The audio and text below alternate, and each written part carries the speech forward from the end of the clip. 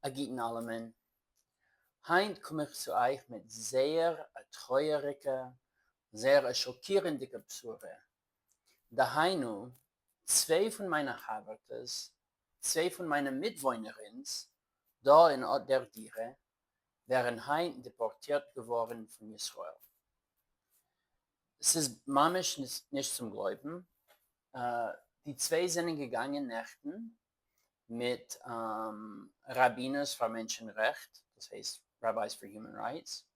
Wir sind gegangen, reißen Maslines, das heißt schneiden Maslines, in einen Ort, was heißt Burin, in Meirefreg. Und ich bin nicht gewesen dabei, sie sind gefahren dort und wenn sie sind angekommen zu etwas, ein Ort, wo die Militär stellt auf die alle Autos, hat die IDF sehr gesagt, dass das ist eine vermachte militärische Zone. Rabbiners für Menschenrecht hat beschlossen, als sie wollen proben, anzukommen, wo sie haben gehabt, Bedeutung zu reisen, die Massenes, durch einen anderen Weg.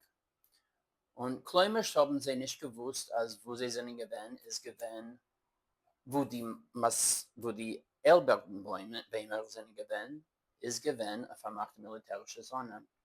Sie sind gegangen dort und wenn sie sind zurückgekommen, hat, hat die Militär sie verhaftet, sie abgestellt. Und sie haben arrestiert oder abgestellt 11 Menschen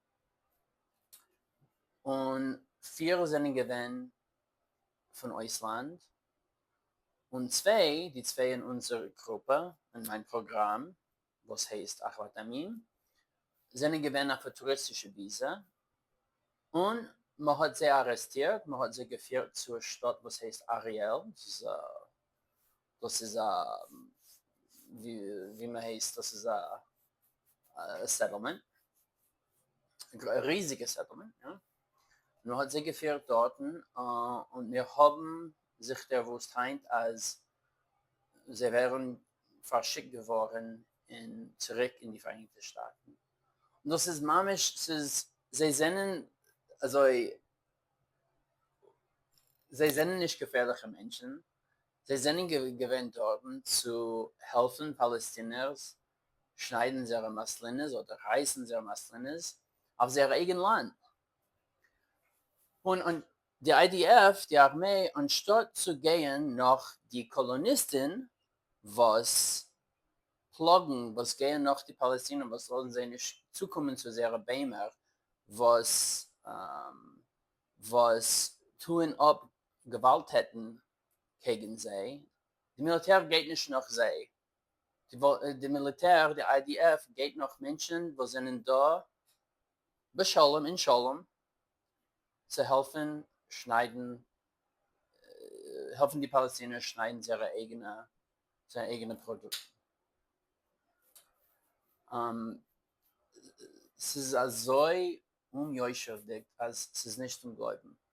Die zwei Menschen, ich will nicht sagen, sie nehmen, weil wir haben noch nicht dass der Glauben ist. Eine ist die jüngste in unserem Programm und eine ist die älteste. Und sie sind zwei Frauen. Beide reden Hebräisch. Beide haben gewohnt da in Israel. Beide kommen von religiöser Abstamm. Sie sind gewähnt oder sind religiös. Und es ist noch ein Beweis, wie alt er sei, entschuldigt mir, verfolgt da in Israel und Palästina. Also als man kann nehmen zwei Menschen, was willen Stamm helfen und sie deportieren. Also es